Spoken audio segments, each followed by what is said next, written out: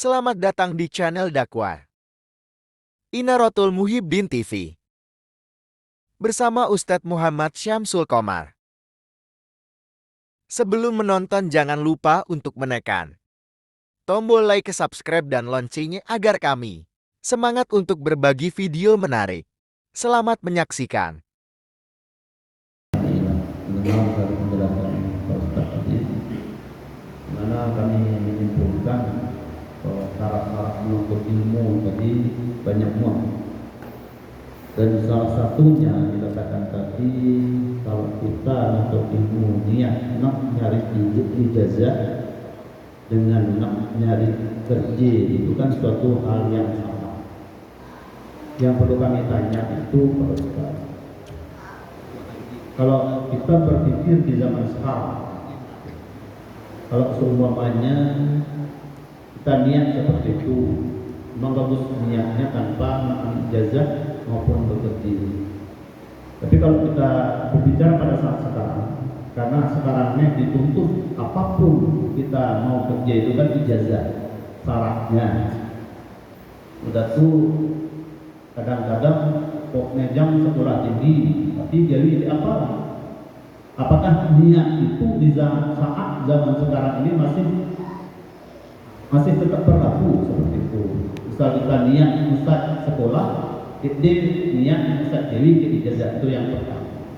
Dan apakah tidak dapat pahala kita menuntut ilmu jika kita niat seperti itu? Mungkin itu. Terima kasih.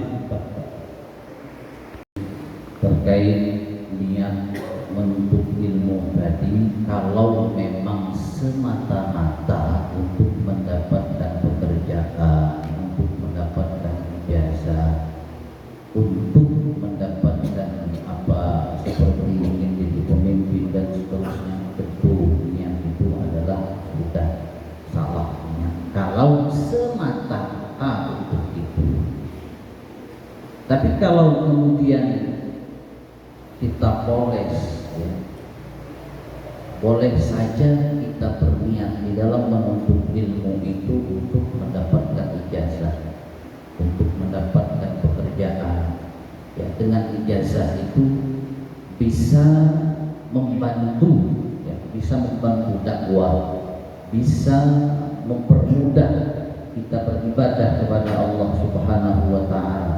Diperbolehkan, ya, biar kelihatan adiknya misalkan, itu diperbolehkan, tapi niatnya ya dengan ijazah tadi, dengan pekerjaan tadi untuk mempermudah kita di dalam berbuat taat kepada Allah, bukan semata-mata untuk mendapatkan itu.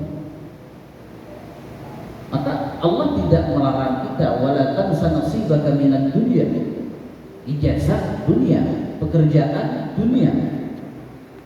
Allah tidak melarang itu, wala tansa nasibaka minad dunya, tapi kejarlah, tuntutlah. Misalnya kita belajar untuk mendapatkan ijazah, untuk mendapatkan pekerjaan, tetapi jadikan ijazah itu, jadikan pekerjaan itu untuk kita bisa berbuat taat kepada Allah Subhanahu wa Ta'ala.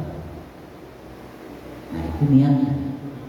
Tapi kalau dia lantok ya semata saja, itu yang diperkenankan. Maka kalau hanya menuntut seperti ijazah, menuntut pekerjaan, maka kita tidak akan mendapatkan manfaat daripada ilmu kita. Ya, kita tidak akan mendapatkan manfaat daripada ilmu kita. Jadi pekerjaan, ijazah itu nomor sekian. Yang pertama kali lillahi ta'ala. Jadi nomor urutnya punggung, jangan dekat. Oh, jangan deh. Silakan jika anak kuliah dapat S1, S2, silakan untuk mempermudah urusan dunia. Dengan dunia tadi kita bisa mudah untuk berbuat taat kepada Allah Subhanahu wa Ta'ala, silakan. Ya, tidak dilarang.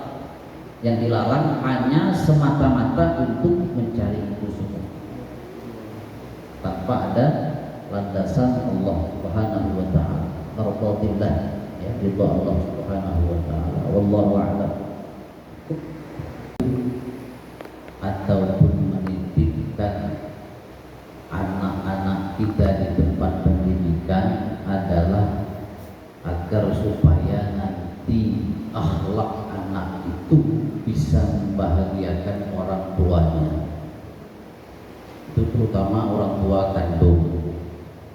Ya, yang dikatakan istilah orang tua kandung, guru juga seandainya dia telah bersuami atau beristri, maka kedua mertuanya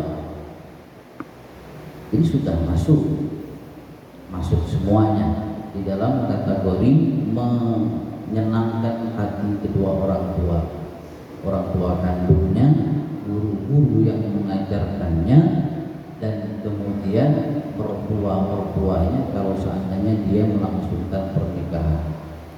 Ya, secara normal tidak ada orang tua yang tidak senang kalau melihat akhlak anak-anaknya itu bagus. Jadi kalau seandainya ada orang tua yang kemudian memprotes tentang guru-guru anak kita, ya, sehingga biasanya kita tadi tidak terima dengan perlakuan guru-guru yang kadang-kadang baru-baru ini kan ada kasus orang tua melaporkan guru anaknya ke polisi. Nah, dalam hal ini yang tidak berakhlak itu bukan anaknya tapi orang tuanya. Yang bedepur itu bukan budaknya tetapi orang tua bedepur. Sebelum anak itu durhaka kepada kita lebih dulu durhaka kepada anak tadi. Jadi bukan dia anak durhaka ke orang tua. Kadang-kadang orang tuanya lu kali muat anak tadi durhaka. Apa? Protes guru.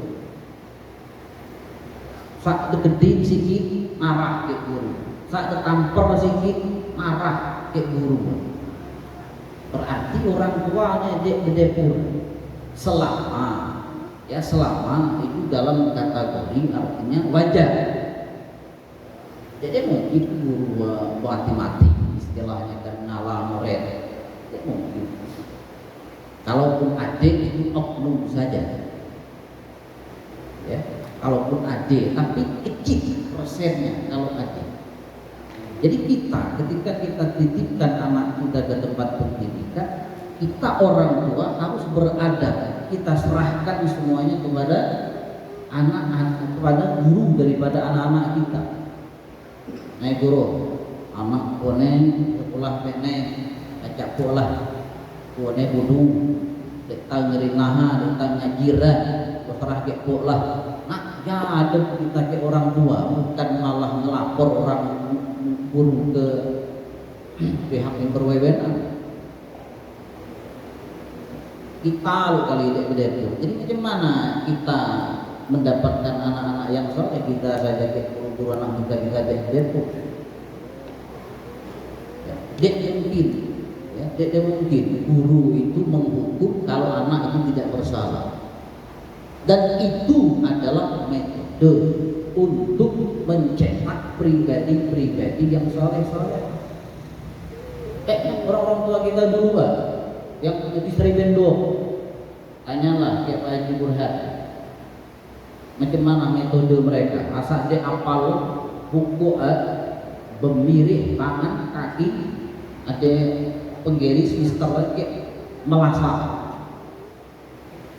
Orang tua tu sendiri macamnya, buku asal dia apal lagi kan lain buku tangan, nasuatnya pantan kedip sikit lah tu kuliah saya ini udah. Polsek orang itu mana budak menjadi orang? Kemana budak menjadi orang? Kalau macam ya kita sebagai orang tua, dek guru anak-anak kita, justru kita lagi buku, penegih anak namilan guru, kira-kira dia ngerasok ketingkahan, penegih pun melibas, kira-kira dia mati, nak jangan kita sebagai orang tua, serahkan seutuhnya anak kita ke guru-gurunya, insya Allah anak itu akan jadi orang. solusinya. Kita harus beradab. Jadi faktor suksesnya seorang anak itu salah satunya adalah faktor orang tuanya. Kalau orang tuanya lillahi ta'ala, artinya menitip itu lillahi ta'ala sepenuhnya, insya Allah anak itu akan dilindungi oleh Allah Subhanahu wa ta'ala, akan dimudahkan oleh Allah Subhanahu wa ta'ala. Jadi berhasil dia tergantung orang tua kita nih. Kalau niat kita memang 100% nitip ya guru-gurunya insya Allah. Tapi kalau kita niat kita bukan lillahi ta'ala, dia guru tadi susah untuk mendapatkan anak-anak yang soleh, anak-anak yang berakhlak mulia seperti itu. Berbawa jadi nanti ya